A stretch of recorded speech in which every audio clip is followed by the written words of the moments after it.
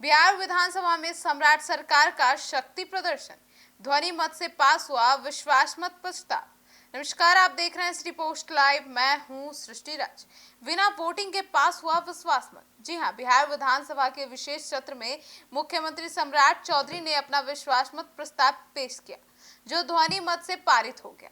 खास बात यह रही कि नेता प्रतिपक्ष तेजस्वी यादव के नेतृत्व वाले विपक्ष ने मत विभाजन यानी औपचारिक वोटिंग की मांग नहीं की। राजनीतिक विश्लेषकों के अनुसार इसके पीछे मुख्य वजह विपक्ष के पास पर्याप्त संख्या बल का अभाव माना जा रहा है। इससे यह साफ संकेत मिला कि एनडीए सरकार सदन में पूरी तरह से मजबूत स्थिति में है। एनडीए की मजबूती विपक्ष बैकफुट पर। जी हाँ, विश्वास मत के दौरान सत्ता पक्ष पूरी तरह से आत्मविश्वास से भरा नजर आया, जबकि विपक्ष आक्रामक भाषणों के बावजूद राजनीतिक रूप से कमजोर दिखा। बहुमत को लेकर पहले से ही स्पष्ट स्थिति होने के कारण सरकार को किसी तरह की चुनौतियों का सामना नहीं करना पड़ा। अब सीएम का बड़ा वादा, अफसर मंत्री के बच्चे भी जाएंगे सरकारी स्कूल। सत्र के दौरान मुख्यमंत्री सम्राट चौधरी ने राज्य की जनता से एक बड़ा वादा कर दिया। उन्होंने कहा कि उनकी सरकार ऐसी व्यवस्था बनाएगी जिसमें अफसरों और मंत्रियों के बच्चों को भी सरकारी स्कूलों में पढ़ना होगा। इस बयान को शिक्षा व्यवस्था में सुधार और जवाबदेही बढ़ाने की दिशा में एक बड़ा कदम माना जा रहा है। प्रशासन पर सीएमओ की सीधी नजर। जी हां, मुख्यमंत्री ने प्रशासनिक सुधारों को लेकर भी अहम घोषणा की। उन्होंने कहा कि उनकी सरकार में थाना, ब्लॉक और अंचल स्तर तक की गतिविधियों पर सीधे मुख्यमंत्री कार्यालय से निगरानी रखी जाएगी। इसका उद्देश्य शासन व्यवस्था को अधिक पारदर्शी और जवाबदेही बनाना है। निवेश पर सरकार का दावा, 1.36 लाख करोड़ का प्राइवेट इन्वेस्टमेंट। जी हां, सम्राट चौधरी ने अपने संबोधन में आर्थिक मोर्चों पर भी सरकार की उपलब्धियां गिनाई। उन्होंने दावा किया कि पिछले एक साल में बिहार में 1.36 करोड़ रुपए का निजी निवेश प्राप्त हुआ है।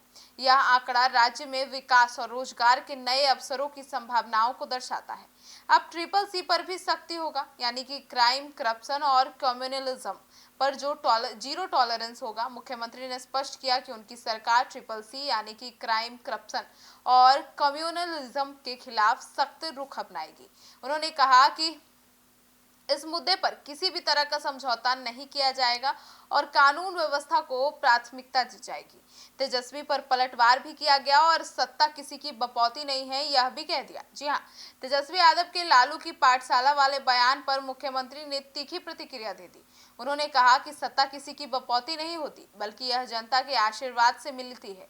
यह बयान सदन में राजनीतिक टकराव का केंद्र भी बन गया। अब डिप्टी सीएम विजय चौधरी का विपक्ष पर हमला भी सामने आया। इससे पहले चर्चा के दौरान उप मुख्यमंत्री विजय कुमार चौधरी ने विपक्ष पर निशाना साधा। उन्होंने कहा कि विपक्ष को सबसे ज्यादा परेशानी इस बात से है कि एनडीए की सरकार लगातार बन रही है, जबकि वे खुद सत्ता से दूर हैं। उन्होंने यह भी कहा कि बिहार में अब नेतृत्व दूसरी पीढ़ी के नेताओं के हाथों में आ चुका है, जो एक सकारात्मक बदलाव का संकेत है। औपचारिकता से आगे सियासी संदेश भी। जी हां, कुल मिलाकर विश्वास मत का यह जो सत्र था, यह केवल संवैधानिक प्रक्रिया नहीं रहा, बल्कि एनडीए सरकार की मजबूती और विपक्ष की कमजोर स्थिति का स्पष्ट प्रदर्शन भी रहा। मुख्यमंत्री के बड़े वादों और प्रशासनिक सुधारों के संकेत ने आने वाले समय में बिहार की राजनीति और शासन व्यवस्था का दिशा तय करने का संकेत भी दे दिया है। अब देखना होगा कि बिहार में आगे क्या कुछ होता है। आपकी क्या राय है, जरूर बताइएगा। धन्यवाद।